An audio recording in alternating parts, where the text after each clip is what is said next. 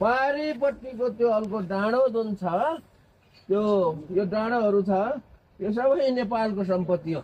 नेपालको सम्पत्ति भने पनि नेपालको के अरे घाँडो भने पनि यही हो। मलाई चाहिँ धोकेबाज गौडा मन्त्री परिषदलाई धोका दिएको जेनजीलाई धोका दिएको भने एकजना भाइले मैले फेसबुकमा लेखेको देखेँ, महावीरको महा पनि हट्यो वीर पनि हट्यो। सबलाई मैले भाइ बहिनीहरू भन्छु है, कोही कोही एउटा दुईटा दाईहरू परेको भए माफ गर्नु होला। दाई दिदी हुनलाई त 71 वर्ष नआएको हुनु पर्यो, 73 हुनुभयो, एउटा हुनुहुन्न। अरू एकजना दाई र सम्पूर्ण भाइ बहिनीहरूलाई रिस उठ्छ नि साथी हो। के मन नरिसुट्ने चाहिँ भगवान हो र? भगवानलाई रिस उठ्छ, शिवजीलाई रिस उठ्छ भने कति साह्रो रिसाउँछ शिवजी।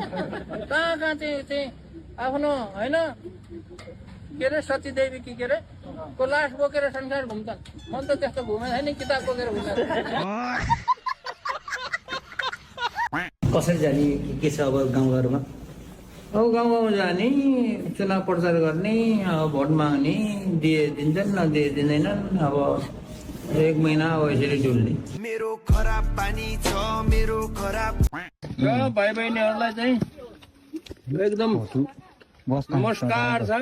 चुनावमा के चलन हुन्छ भने अरू बेला चाहिँ नेतालाई नमस्कार गर्नुपर्छ, चुनावमा चाहिँ नेताले चाहिँ जनतालाई नमस्कार गर्नुपर्छ।